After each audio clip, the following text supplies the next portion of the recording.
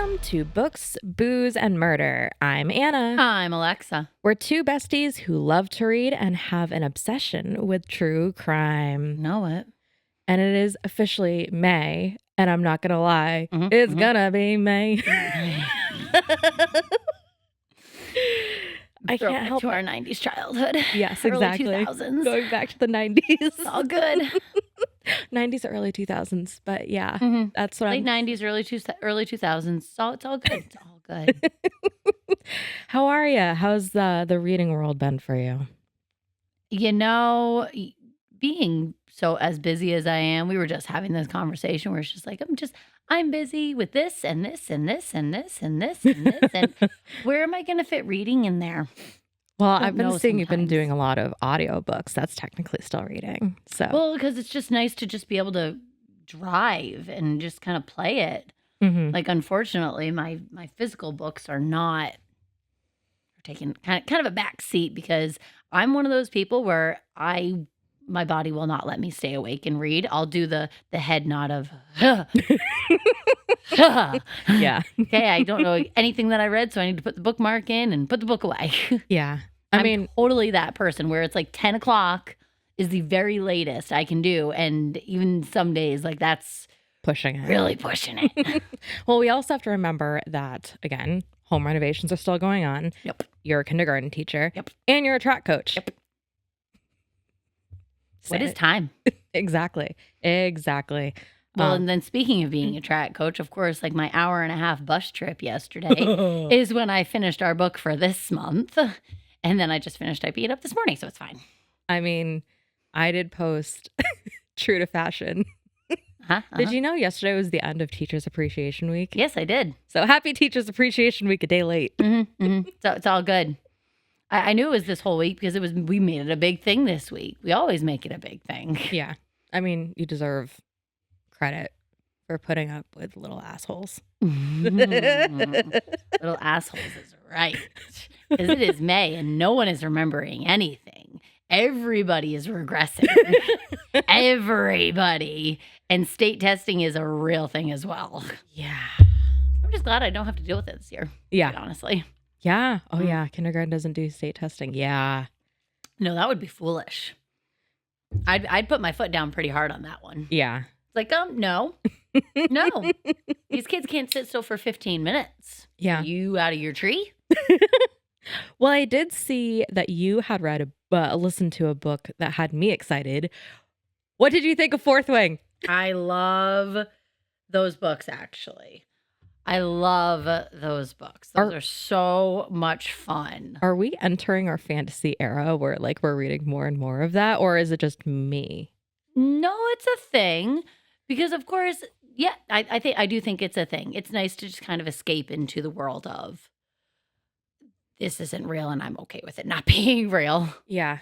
I liked the snarky dragons. I love Taryn. He's my favorite. Just like sassy mother trucker that he is. Yeah. So good. Well, I had to read it for a book club gathering. I've probably mentioned this before. I don't even remember. So that was like the only reason why I broke down to read it. And then when I saw you did too, I was like, I could talk with her about it. And then my husband's listening to it right now on audiobook too. Love that. So. Yep. So Fourth Wing. I've gone through Fourth Wing and Iron Flame, which were both very, very good. I haven't read Iron Flame yet. Oh, and then I'm in the middle of Onyx Storm right now. Stop it. I haven't. Stop it. We have all 3 books at the house. There you go. I like it. Stop it. Don't say anything. No I'm not going to. I'm not one of those people to say anything. I'm just like, it is so good. I'm probably, honestly, going to be getting to those books probably this fall. There you go. But I might have to read Iron Flame this summer, which is not that far away when you think about it. But my TBR list is very long. Well, it also doesn't feel like summer right now. No. At all. No, it's been rainy as hell. Well, and like I was saying yesterday, track meet in 50 degrees and pouring down rain gotta say, it was the fastest track meet I think I've ever attended. 50 minutes. Woo, woo. Well, yeah, so you actually bought a camp chair last year that had a cover for it. Did you utilize No, I didn't that? use it with the cover. Oh, okay. I have pod tent as well that I bought. Okay. So I have a camp chair that has the heating component Yes. and the pod, but I can't use it when I coach because I'm actually moving around so much that it doesn't make sense for me to set that up and sit still. That's for when I do the book for varsity. Got it. So when whether there's shit like that, I'll use that stuff. I'm sure you're like, I could really use that chair right now. I can use my pod, I can use my chair, and of course, like I just forgot to bring the pop-up because I think our school has the pop-up, but it was one of those things where I'm like, I don't actually know where the pop-up is. Oh. And it's just like we're gonna be here for 50 minutes. We're gonna be here for hopefully less than an hour. And it was really nice because the biggest school that was going to come did not come because they couldn't get busing. Wait, this is a very real thing across the North Country right now, that busing is a problem. I wonder if it's also a problem around the country too. Because I do remember seeing an article somewhere about busing as a problem. Probably because I was gonna have to drive our little white bus and then have a parent drive the rest of them because I have more than 8 kids. Yeah. Oh, staffing is a problem. I can't tell if it's staffing, but yeah, it's like it's definitely not buses that are a problem. It's bus drivers that are a problem. So it's and of course New York State is stupid. Just saying, because it sounds like we tried to get a bigger, like 16-person van, and New York State won't let you register it with a school. Why? Even if you take out like the extras, I don't know. I don't know why that's a thing, but like literally our 8-person bus is the biggest bus that we as coaches are allowed to drive, is what it sounds like to me. And I'm like, that don't make no sense. And the kids are the ones that suffer from that. That's not cool. No. Well, speaking of school, did you know that The Deal by Elle Kennedy is being made into a series and they just announced casting? Oh. So. Okie dokie then. So for those of you who are like, wait, what are you talking about? Our 3rd episode was featuring The Deal by Elle Kennedy. So it is hockey players, and we're like, yes, give me all the hockey smut. So Amazon, hi Luke, how are you? You have a lot to say, sir. So Amazon Prime or Amazon Studios is coming out with the series. And I'm not going to lie, the characters that they casted for Dean and for Allie, they're going to have to dye some hair because they are not blonde. Yeah. Come on. Yeah. No, not Dean. That's not The Deal, is it? No. No, but what I'm saying is his character has brown hair. Oh. And Allie is still in this book. Yes, she is. Stop it. Yeah. Come on. Yeah. Keep the basics. So that part I'm not super thrilled about, but yeah, they just announced the casting as of this recording 4 days ago. Okay. So I'm very excited about that. I do not have Amazon, so I'm gonna have to pawn my husband's account for it. There you go. But a lot of people are like, what the hell? They're not blonde. And I'm just like, that's a good point. So I'm very, very excited. And then I just finished this morning, actually, The Coworker by Freida McFadden. I saw that. Those girls need some fucking therapy. I am not surprised. People at work were like, you really need to read this book. You really need to read this book. And now I'm just like, were you giving me a message? No, they just want to gossip about like how twisted the book is.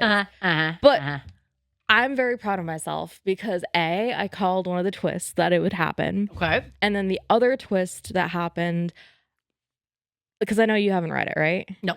One of the character names was very similar to another character. And I'm like, I guarantee you that's the same person. And it was. So I called that like right before that came to fruition. But other stuff, I was like, ooh, these ladies are fucked up. So. Yeah, so that was my fun reading. And then I think I'm going to read Lights Out by, I think it's Nevessa. Okay. Nevessa Allen. Okay. Hold on. I'm going to say it wrong. Guarantee you. But I think I'm going to read that next and try to get that done before vacation. There you go. Oh, excuse me. Man, Gracious goodness. I guess, Nevessa Allen. Haha, I got it right. There you go. So I think I'm going to read that next and try to be a psychopath and finish that before vacation in a week. What's wrong with me? You have the time for it. If it's going to be good for you, then it's going to be good for you. I wouldn't say I have time for it. You could be doing drugs I instead. could be doing drugs. No, thank you. Just saying. You have a very healthy habit. It's not like you're buying all these books. So, I mean, Technically, I did buy Lights Out. I said all of them. All of them. You're not listening to me. No, my brain's running too wild. Oh my gosh. But yeah, well, I'm glad we finally got to talk about Fourth Wing. And god damn it, now I'm really jealous that you're that far into the series. Yeah, I saw you post and I was like, it's the latest one published. It's not the end of the series. I know. I know that's always the way it works. And I'm probably going to finish Onyx Storm and I'm going to be like, okay, when's the next one coming out, please? Can I, why did I have to start this series? Why did I have to do this? I don't like this. I don't like when I'm to the point where it's not done. I want it to be done so I can finish it. What did prompt you to start reading it? It was one of those things where I needed to like, of course, I have Libro FM, Yeah. and so I'm just scrolling through because I'm like, I need another book to read. Music's not doing for me. The podcasts are just not doing it for me right now. I need something that's gonna like go all the way through with me and for a couple hours or Yeah. something instead of having to switch and switch and switch. Yeah. And I saw that my friend had purchased those books on Libro FM, all three of them. And I'm like, okay, so we're going to do that. Oh, I love that. Our local, two of our local bookstores actually had golden tickets for Libro FM. And I was like, if I find, because I only went to one of the bookstores, sorry to the other one. But I went to one and I was like, I don't know where it is. And I was like, damn it. Sorry, Alexa. Sorry. That's okay. It's all good. All right. Well, what you got for me this month? So your lovely little drink that we have there is a vodka tonic with a little splash of orange mango and Ooh, garnished with an orange. I like it. Mm-hmm. Ooh. And of course, we will understand. And I think this is the drink that Jodi was housing when she was Oh. holed up. Oh if I remember boy. correctly. Yeah. lot of vodka tonics. Okay. Yes, that Lots makes and lots sense. of vodka tonics. And I'm going to have to pace myself and not do what I've been doing, which is getting carried away. during Don't book down it. session. I mean, I did go light on it since it's not noon yet. Just saying. I said I went light. I like it. Okay. Well, I will sip it and be responsible. Nope. Saturday? Nope. Yeah, true. Touche. Okay.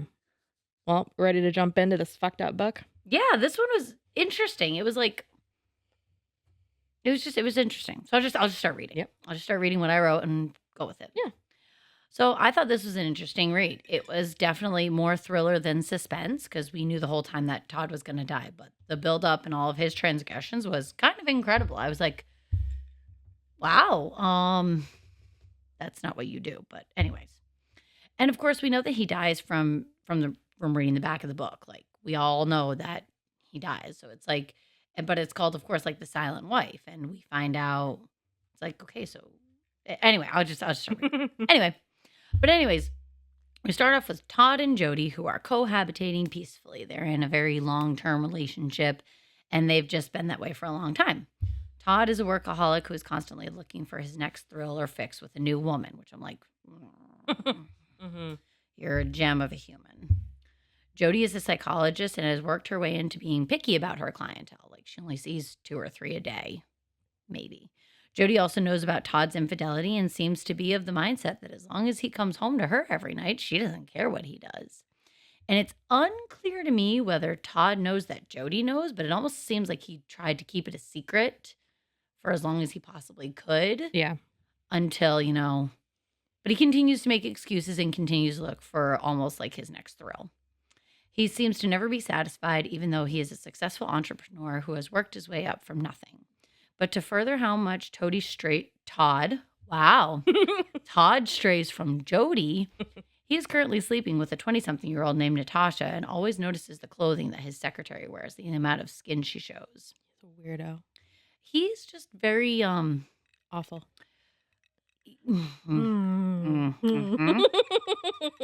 bad with impulse control. Yes. It's almost like he's not able to stay faithful to Jodi at all. But again, Jodi is almost okay with it as long as her life is unchanging. It seems like the beginning of their relationship was fiery and filled with passion, just like most relationships are, but it somehow has ended up in a sense of complacency. Jodi only sees 2 or 3 clients a day, walks her dog, and cooks extravagant meals for Todd, which he doesn't seem to appreciate. But of course, Todd can't keep this under wraps for long because his very young girlfriend, who also happens to be the daughter of his longest friend, ends up pregnant with his baby. Baby mama Natasha insists that Todd always wanted to leave Jodi, and he should do it now in order to take care of her and their child. Todd almost sees this as an opportunity to have a child at 40 years old and pass on his genes. Now, Todd doesn't have the best family history to begin with, since his father was an awful abusive drunk who did eventually die a rather slow and painful death, I think is what it sounded like. And Todd had to watch his mom continue to care for the man that destroyed her. One thing that I thought was interesting about Todd was comparing that every relationship was essentially bound to fail because all men cannot help but cheat. Yeah. So, like, slight foreshadowing, kind of, but his father never cheated in the traditional sense of the term. Yeah. He cheated on Todd's mom with the bottle. So I can't figure out why Todd thinks it's a good idea to pass his genes on to his unborn child, but okay.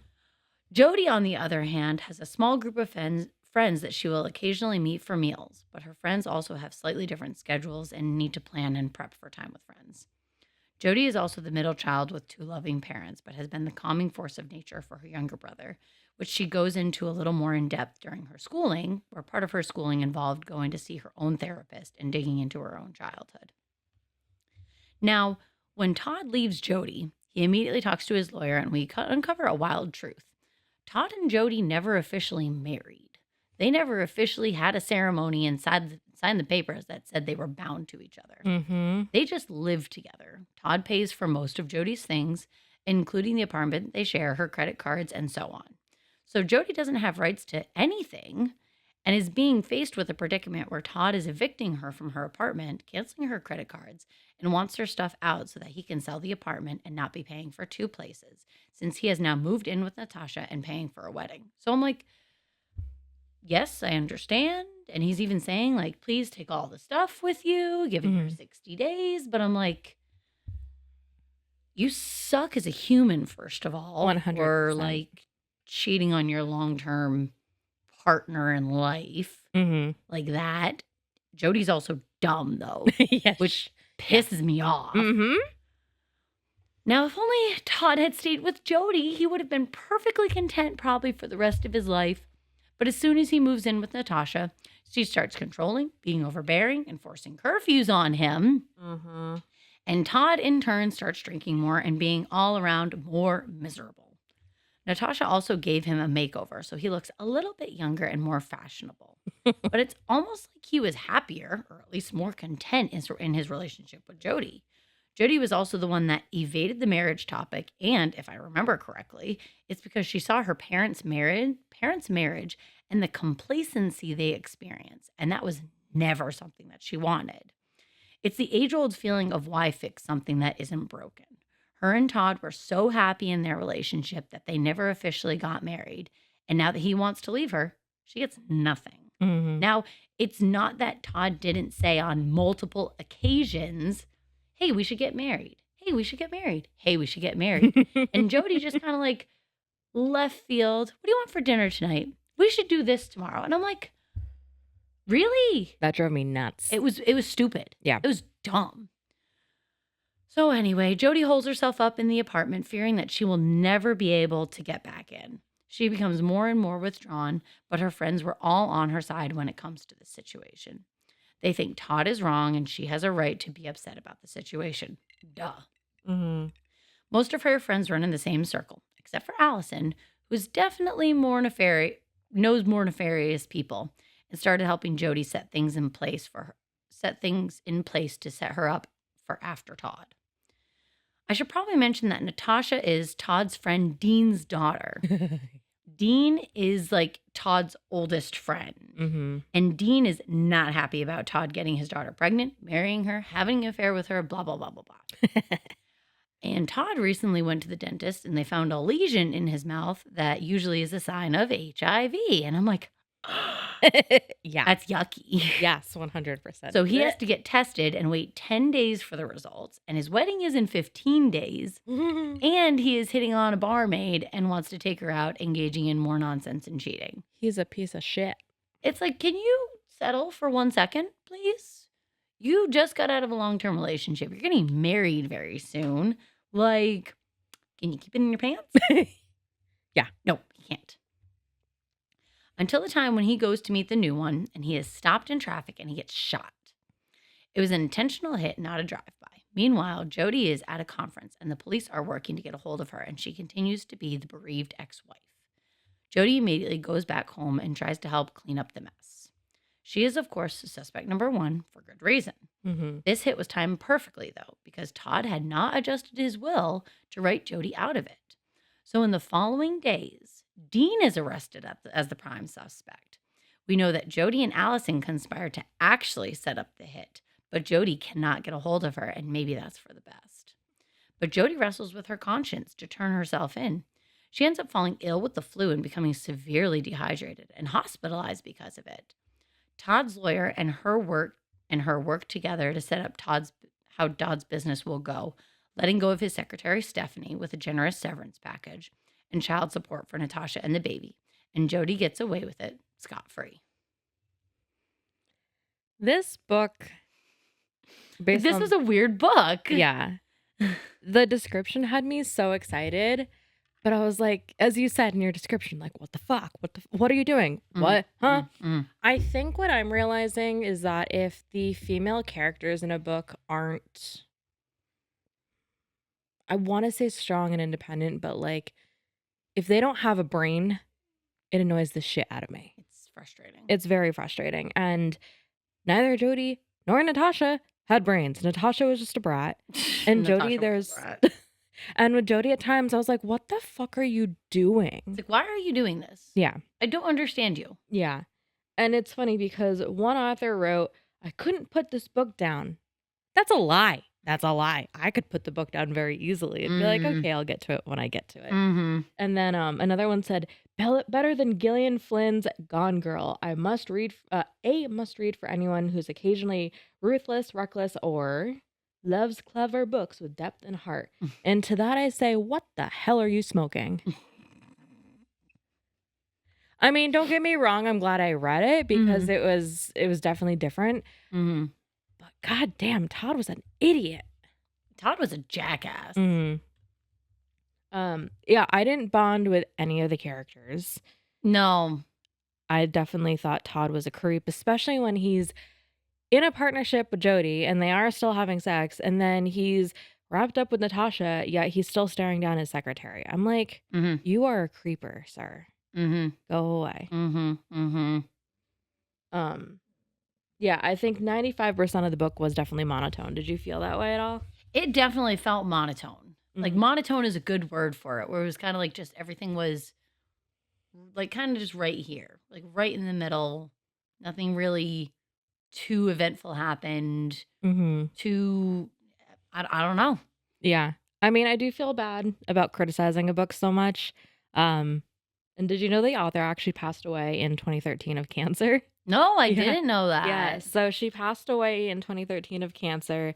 I want to say I read somewhere that she was working on another book, but obviously that didn't get published. But I guess I had other questions. Now, I will say it's been a while since I've read this book. So I have a question, and this might ring a bell since you just finished it. Did Daryl sexually abuse Ryan? You know, I was trying to figure that out when I started reading the end of the book too, because it was like, it went into how Ryan was, like, Ryan is, of course, Jodi's younger brother, who just all of a sudden started having like these fits. These real random fits. And it was, it was overnight. There was no question about it that it was definitely definitely something was going on. Mhm. Definitely something was off because it was overnight that it happened. Yeah. I'm glad I'm not the only one who questioned that. No, and I was trying to figure that out too. Like as I was reading it, I'm like, did I like fall asleep at some point? And did I not like retain some of that information somewhere along the way? Yeah. Because I don't remember this. Yeah. No, I was confused. And then another one, I was confused at the time that I was like, Allison fled with the money, right? Like, couldn't understand why Jodi wasn't at least a little bit upset about it. I was like, if I gave someone a bunch of money and they just fled, I would have been pissed. I don't think she actually fled though. Okay. Like I said, I think Jodi and Allison hired the hitman Yeah. Rennie, who was Allison's ex-husband or whatever. Okay. And then Rennie actually killed Yeah. what's his face, Yeah. Todd. But it sounds like Dean had hired some people to do the same thing, Mhm. and they had caught those people and fessed up to saying, yeah, we were going to, but we didn't actually do it. Yeah. So it's like Okay. the timing was impeccable at that moment. So, Sure but Jodi is. never, but so since Jodi couldn't get a hold of Allison, it was, wait, did you actually, did our guys do the hit? Like, what's going on? Did you just run away with my money? And did Dean's guys do it? It was like, it was one of those things where I don't know if we actually know the true story behind it, but it Mhm. sounds like it was not intentionally. Yeah. It was just, it was perfect time. Yeah. And then Allison just kind of like hightailed it out of there, being like, I need to lay low for a long time. Sure. Rennie needs to lay low for a long time. We need to have no contact with Yeah. Okay. That makes Jodi for a sense. long time. Yeah. Mm-hmm. I think that was the hardest part, was not being able to bond with really any of the characters. And then just Jodi and Todd's common law marriage of, I'm going to fix him his favorite food, and we're going to do this and we're going to do that. I just found it so ironic with the way she approached things, especially considering her occupation. Right. And it's like, just she buried her head in the sand. It's like, no, it's not happening. Yeah. No, it's not happening. No, it's not happening. And I was like, look at what's going on in front of you. Like, even when Dean was trying to tell her, oh yeah, no, this is happening. They're apparently getting married and he's having a baby with my daughter and blah, blah, blah, blah, blah, blah, blah. Yeah. And she's like, no, it's not happening. He's not leaving me. I'm like, what? Yeah, I saw you had posted that you finished the book, and a lot of your comments, I was like, yep, but I have to wait until we record, but yep. It didn't make sense to me. No. So I think it's definitely one of those cases where, like, I don't know if the author wrote the description or someone else did to hook people in, but I honestly thought the opposite of how I think of Remarkably Bright Creatures, where Remarkably Bright Creatures doesn't do justice to the book. Right. This is vice versa, where... This is like, it gives away the whole thing, so you don't even have to read the book almost. Yeah. But it was still worth getting a little different reading under our belt, but I'm ready for the next. Yeah. But I will say, based on the strength that you made us this month, I can see why she was drinking a lot of oops, while I bump my stand. Sorry about that. You're all good. All right. I'm going to get set up for us to turn over to True Crime. Holy smokes, you didn't print it out today? I didn't print it out. What? I know, I've been a little bit busy. All right, stand by. All right, and we are back. So, per the usual, sources for this month. Actually, let me backtrack. Okay. This one was probably one of the harder crimes. Ooh. So, what I started out with doing, have you ever heard of Copilot for like Microsoft? Because I have a like a Microsoft laptop. No. Okay, so it's like ways to try to make your life a little bit easier. Sure. So I was like, okay, like what is a crime where one of the partners cheated on the other with like a family member or a family friend or something? And it goes, oh, well, here's a few suggestions. So I click on one of the links and I'm listening to this podcast on YouTube and I was like, oh, this is fucked up. Like, husband and wife, they have a daughter. The husband starts cheating on the wife with the daughter's best friend. Yeah, exactly. That's why I was like, okay, let's see. Well, then I practice some critical thinking. Uh-huh. And I'm pretty sure I've talked about it on the show, but just as a reminder, or if this is the first time that someone is listening to this podcast, my background is mass communication. I have a bachelor's in it. So technology is a little bit my thing. But I also have a lot of experience with journalism and working in news. So that said, like, that's why I find it really important to bring up sources at the beginning of each story. I didn't see that on this YouTube video. So the narrator, which I'm kind of convinced might have been AI, to be honest with you. Oh. So they didn't list sources. They listed like a town or a city where it took place. So I tried Googling it to be like, where is this? So I can go a little bit more in depth. And then they listed the names of the people involved, and I searched that and nothing came up. So it was just possibly a movie that was made type of thing? What you're thinking? So you don't have Netflix, right? No. Okay, so there is a documentary on Netflix, and I don't remember the name, but it's essentially manipulating children into being YouTube stars and making a lot of money. And part of the game for that, and why I never, ever, ever think a minor should be subjected to that, is buying, specifically on YouTube, like creating fake users and buying memberships, and it's all fake. It's bullshit. Exactly. So that's honestly what this reminded me of. So this channel in particular had a lot of subscribers, it had a lot of viewers, and I was like, okay, but then I realized I'm not finding any sources for all this information is coming from. Right. And then, you know, when you look at an AI picture and there's like some highlighting on some faces. Yeah. So it was similar to that on some of the pictures. So the way that the video was conveyed, it was like every time they were talking about the husband, they had a picture of the guy. And then the wife was a picture of the woman, and so on and so forth. And I'm like, and I think I haven't listened. I think it's what you call it creepypasta, where it's like a really fascinating tale, but it's not real. Correct. So with that said, that was my first direction. Okay. And I wanted to bring this up because if there's anyone out there that's not really familiar with what I just talked about, like, you just got to be careful with what factual information is out there and what isn't. Right. And a lot of fake stuff. Yeah, absolutely. So with this next tale, I had actually watched this episode from this show a while ago. And as I realized like what the story was about, I was like, cool. But this one was really difficult because a lot of the people involved are still around, and a lot of them are, well, a few of them, most of them are minors still. Oh. So for this one, I definitely try to do a lot of my research. A lot of my research and sources feature the actual players in the game.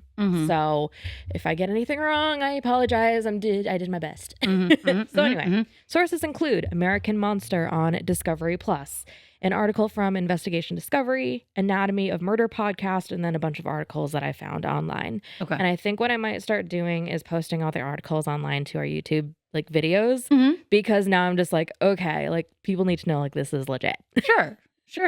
And I do want to do a special thanks to the Anatomy of Murder podcast. So the hosts are A.S.A. Nicolazzi and Scott Weinberger, and their episode was a fantastic resource. So A.S.A. is a former New York City homicide prosecutor, and Scott is a 3-time Emmy Award-winning investigative journalist. Cool. So I was like, hell yeah. Cool. I mean, in my opinion, you can't get much better than that as far as where you're getting your information Not really. from. So before being a journalist, Scott worked in law enforcement for almost a decade in Florida. And their episode actually helped to connect a lot of dots for me that other sources didn't. So like, for example, American Monster, like it gave me a rundown, but I like to dive into more details. Like if I have a question of, well, why is that? I guarantee you other people are going to have that question. Right. So here we go. We're in Boise, Idaho, and a husband leaves his home, telling his wife that he's going to Walgreens. However, he never makes it back because he's shot to death in the parking lot. Oh, shoot. Later that night, law enforcement shows up at his home to deliver his death notification to his wife, and she has no idea what's in store. Oh. All she knows is that she's now a single parent to 5 young children. Oh, bless her soul. Ashley grew up in a typical Mormon household, so strong faith, decent family size. You get the idea. Mm-hmm. Growing up, she had 2 older brothers, and it appears that she had a stay-at-home mom and a dad who was working hard at becoming and then opening a successful chiropractic business. The family did move around a bit so that her dad could continue his education, but the marriage did eventually fall apart in 1992. Mm. And by this time, 2 younger sisters were added to the mix, and Ashley was 9 years old. So there's a little bit of an age difference, not by very much, Mm-hmm. though. For her, the divorce changed her perception of the world. It wasn't as perfect as she'd always thought. And her older brothers ended up staying in Boise while her and her sisters stayed with their mom and moved to a town in Idaho, 130 miles away. Wow. Going to her dad's house every other weekend became the norm, and the family made it work. Like, it was still pretty positive. Mm-hmm. I was like, okay, co-parenting at its best. Mm-hmm. Mm-hmm. In 1997, Ashley's mom remarried, and for the 3rd time in 7 years. Nope, hold on, excuse me. In 1997, her mom remarried, and for the 3rd time in 7 years, Ashley and her sisters moved. Oh, And this geez. time, they moved to southern Utah. By 2003, Ashley was 20 years old and a freshman at Utah State University.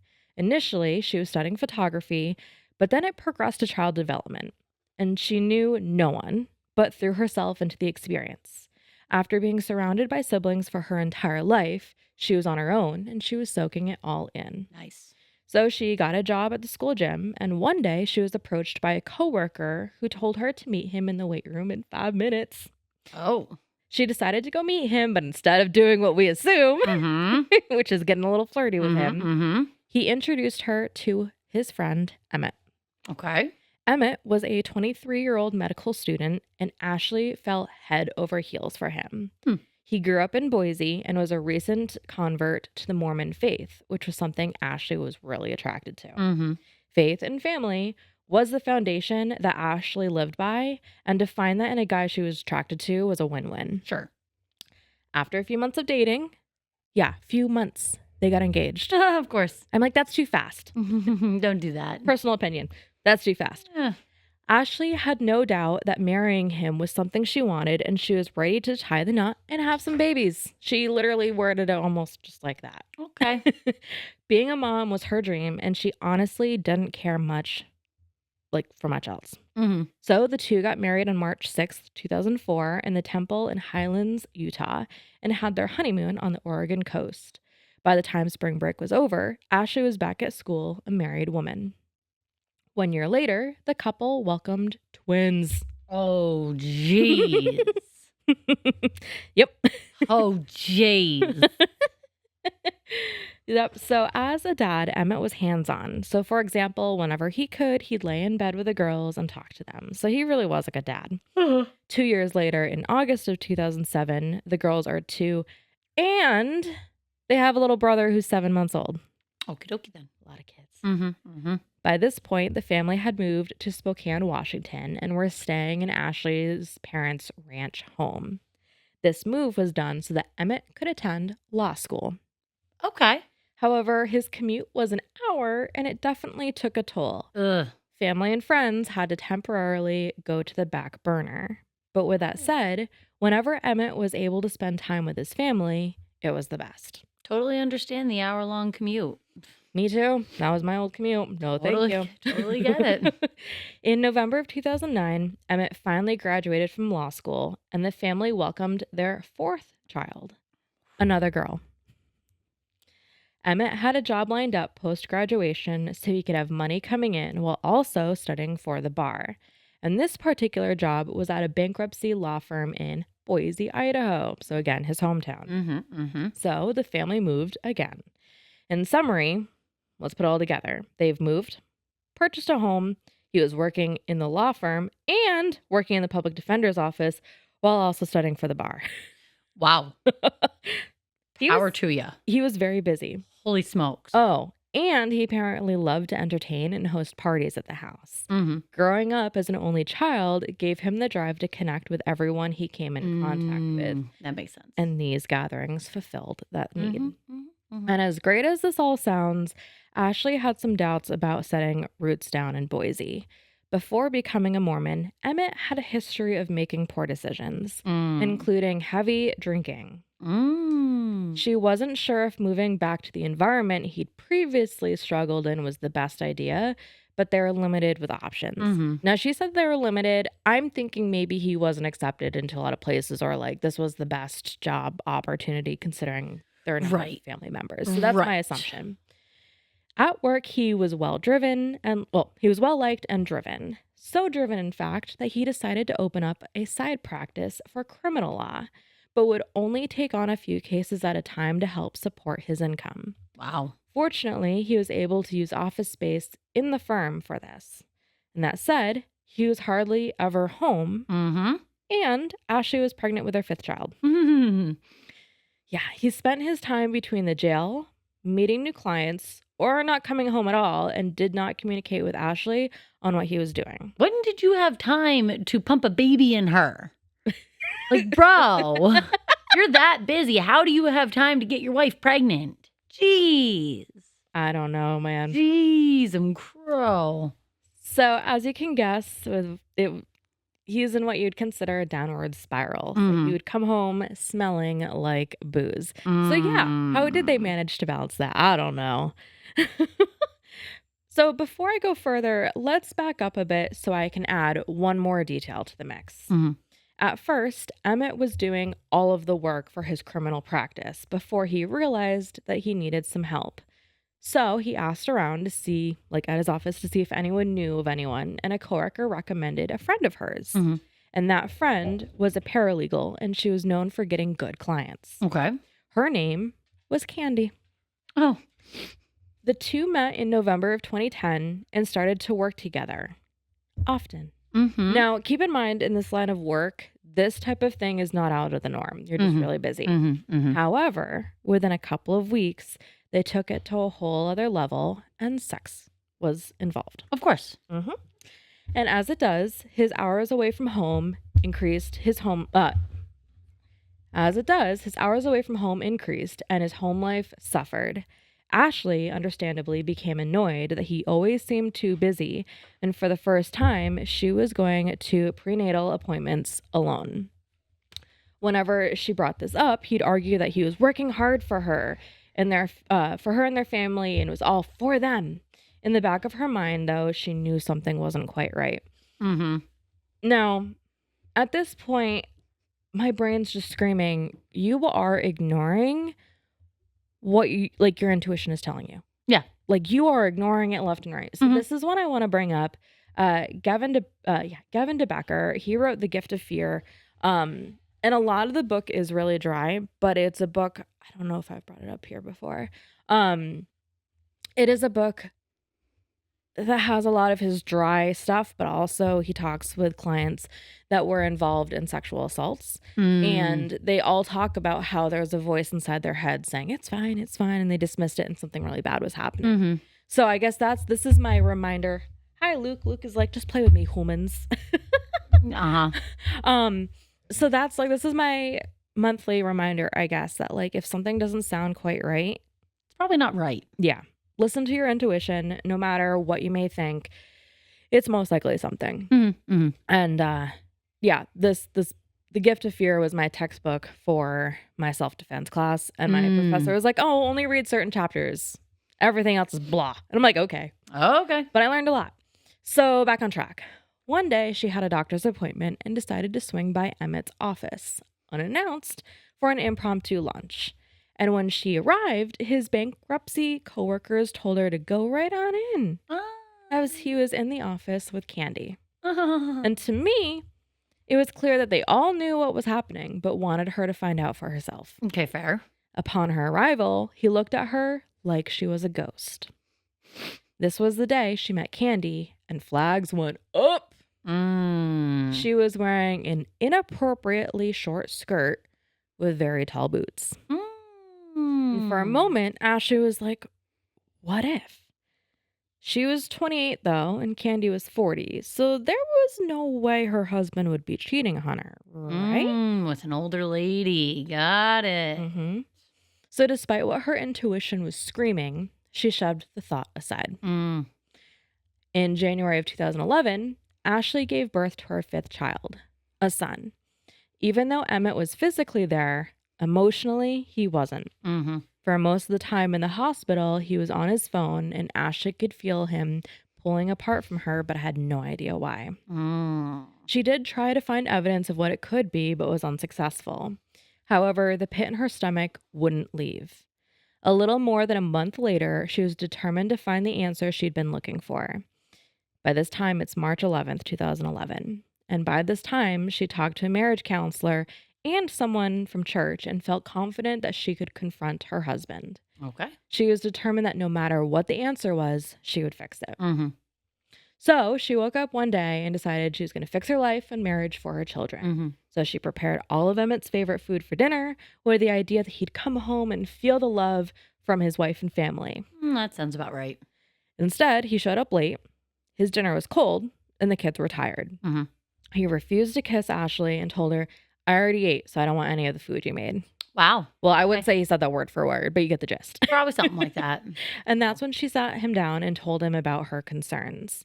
At one point, she said that lately when he didn't want to be intimate with her, she was wondering if she wasn't fulfilling what he needed or if there was someone else who was.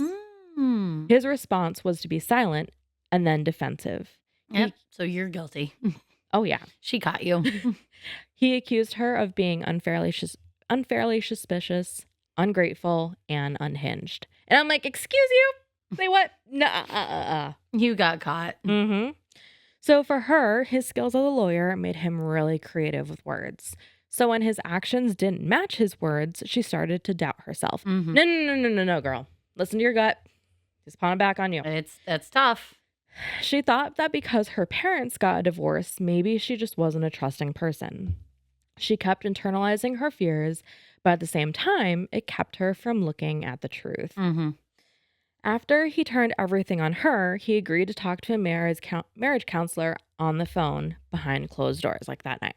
Wow. When he got off, she thought they'd have a good night together and he'd open up to her. But that wasn't the case. And for me, I say shocker. Yeah, Shocker. right? Shocker. Like, oh yeah, you're only going to do it if you're behind a closed door all by yourself. You're not actually talking to who you think you're talking to. So he grabbed his coat and told her he was going to Walgreens because he hadn't been feeling well and was experiencing a scratchy throat. Oh, okay. And despite begging him to not go, he left. So meanwhile, Candy's own marriage hadn't been so hot either. Oh, and she's married too. Okay. Yep. Got it. Married with teenage kids. Oof. So her husband, Robert, at the time was a 41-year-old former deputy and part-time salesman.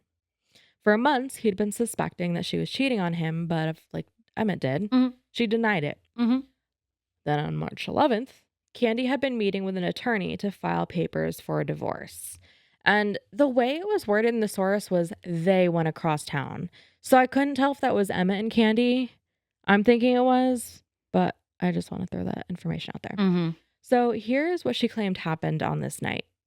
That's key. What she claimed. What Ashley claimed. What Candy. Candy claimed. Yep. Got it. At 6 p.m., Candy left work and upon arriving home, witnessed Robert packing large boxes.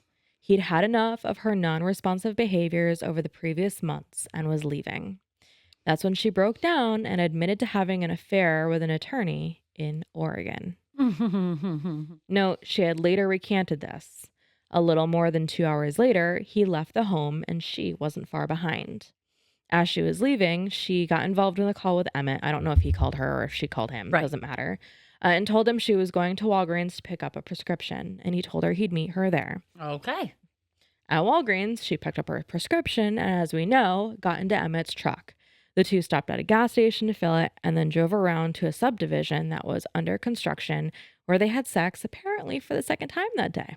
Oh, okay. So while this was happening, one of Candy's daughters asked where she was.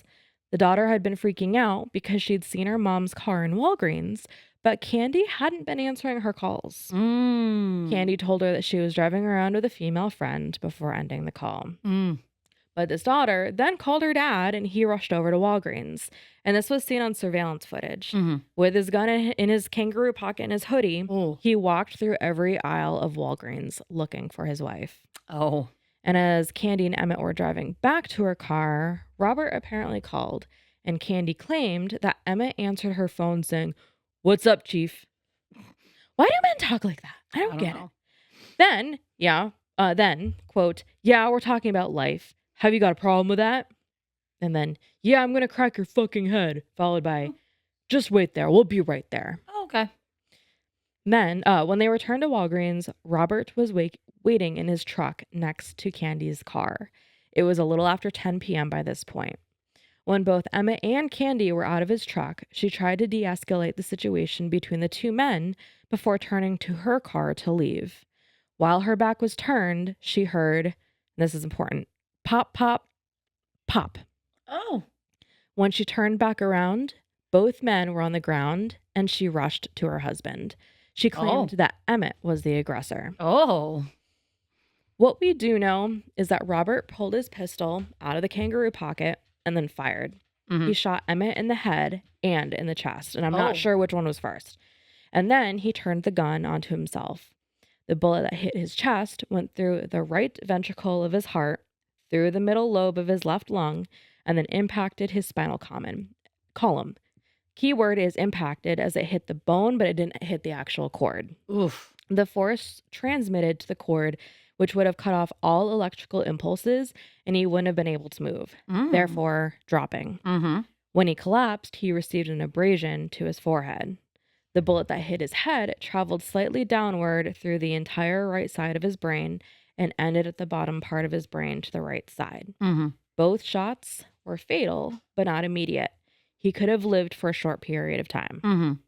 So after the gunshots were heard, multiple 911 calls were placed, including Candy's. Mm-hmm. And by the time first responders arrived, Emmett was deceased. Mm-hmm. Robert was able to speak and rushed to the hospital. Meanwhile, it's around 10:15, and Ashley had been calling Emmett before texting him. She knew that something was wrong and thought maybe he'd wrecked his brand new truck. Mm-hmm. She'd convinced herself that this was the case and that she'd go to the hospital with their children, and he realized he wanted his family. Mm-hmm. This would be their moment of healing. I'm still like, You're living in La La Land, lady. Okay. Like, come on now. Okay. Somehow she was able to fall asleep, I don't know how, before a pounding was heard on her door. When she opened it up, she was greeted to the sight of 3 detectives. As time went on, after getting the news of her husband's death, every insecurity she ever had was magnified, and she started thinking about what everyone else would think of her. That is a toxic mindset she was stuck in for a very long time. And at the funeral, Ashley was terrified that Candy would show up, but she didn't. Now, here's where the description of the pops becomes important.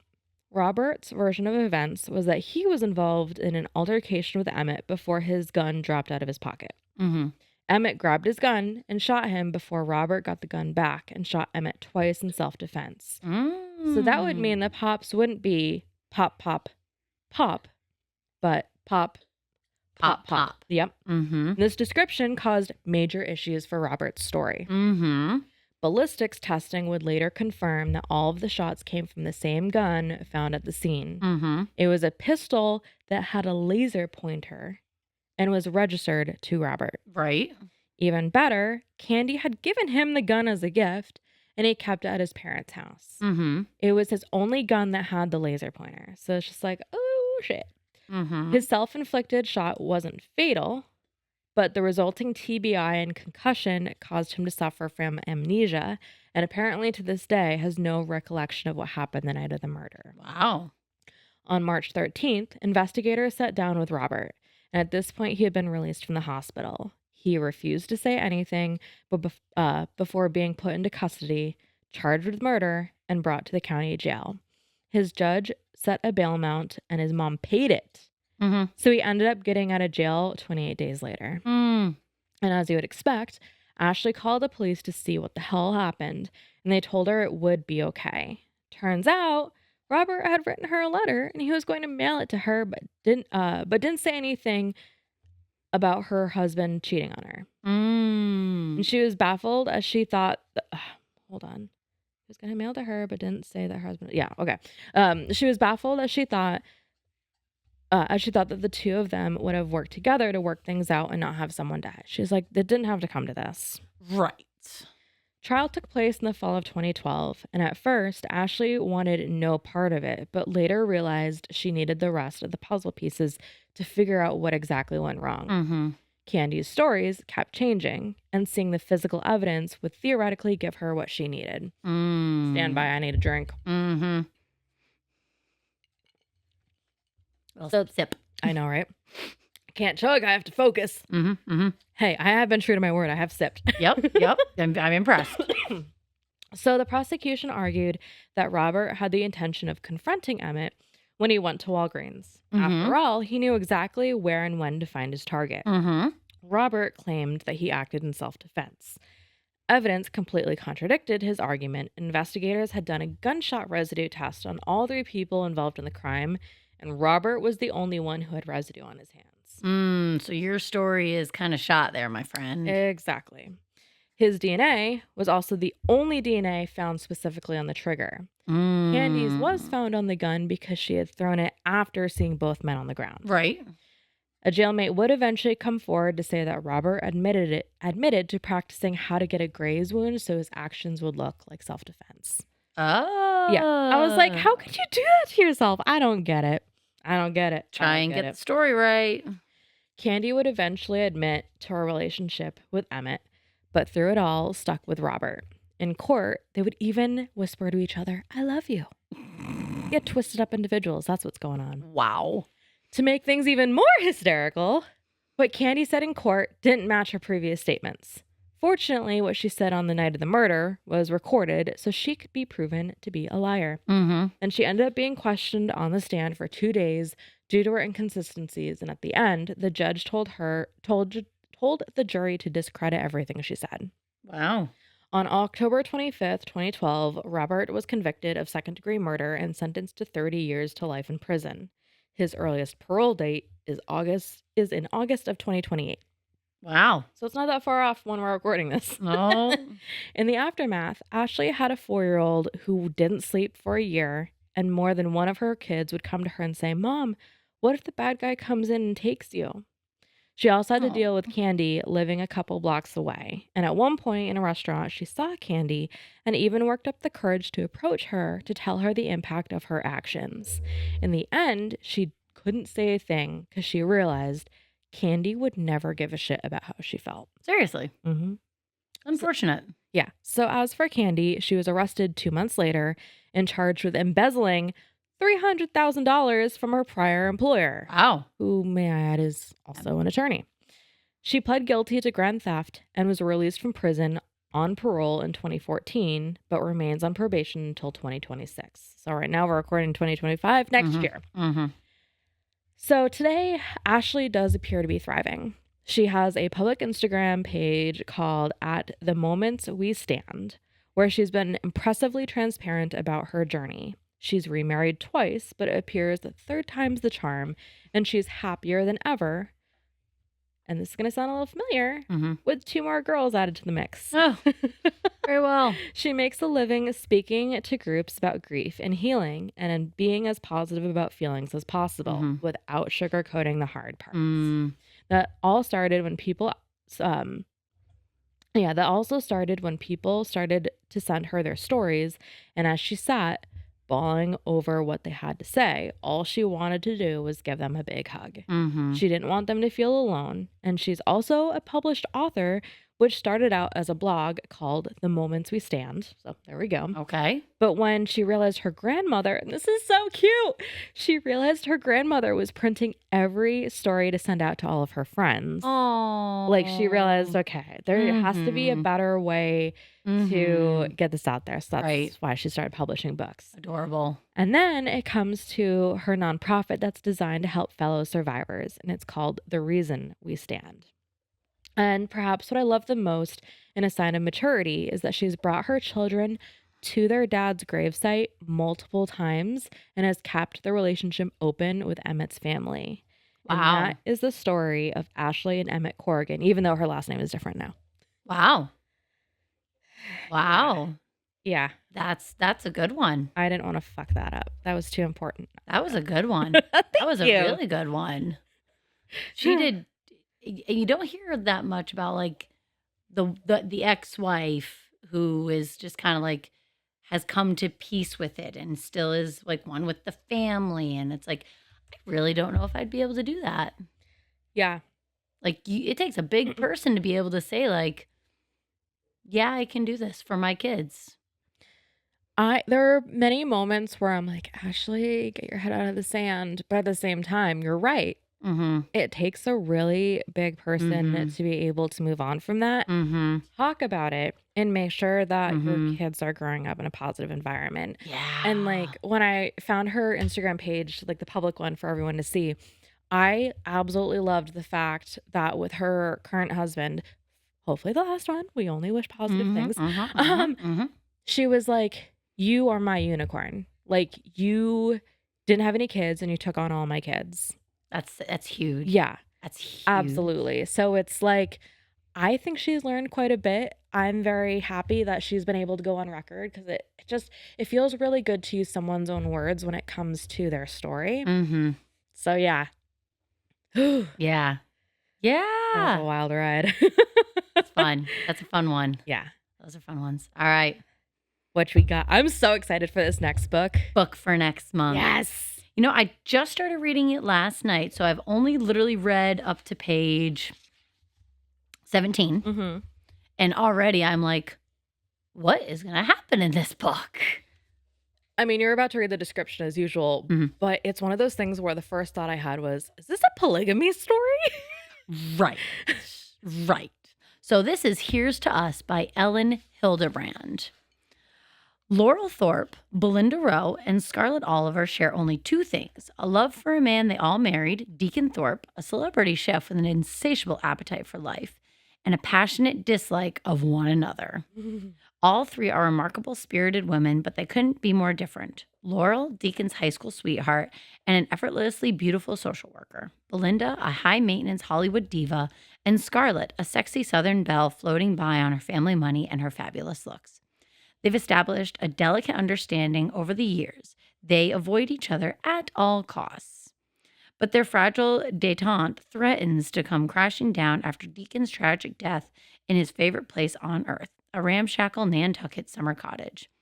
Deacon's final wish was for his makeshift family to assemble on his beloved Nantucket to say goodbye. Begrudgingly, Laurel, Belinda, and Scarlett gather on the island as once again, as in each of their marriages, they're left to pick up Deacon's mess. Now they're trapped in the crowded cottage where they all made their own memories, a house that they now share in more ways than one, along with the children they raised with Deacon and his best friend. Laurel, Belinda, and Scarlett each had an unbreakable bond with Deacon, and they all have secrets to hide. Before the weekend is over, there are enough accusations, lies, tears, and drama to turn even the best of friends, let alone three women who married the same man, into adversaries. As his unlikely family says goodbye to a man who brought them together for better or worse, will they be able to put aside their differences long enough to raise a glass in Deacon's honor? I'm pretty psyched for this. This one I read a little bit ago, and it's so cute. I'm so excited. I'm so excited. Yeah. Psych. I think you did a really solid job with that one because it is June, entering the summer. It's the perfect summer read. I was about to say Nantucket in June is probably like amazing. Yeah. So good. I'm going to go now. I just want to go. Yep.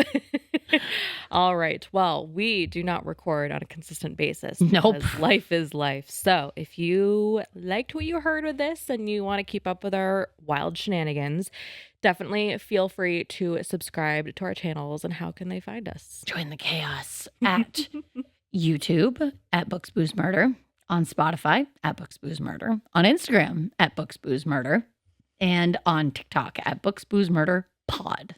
And until next time, bye-bye. Toodaloo.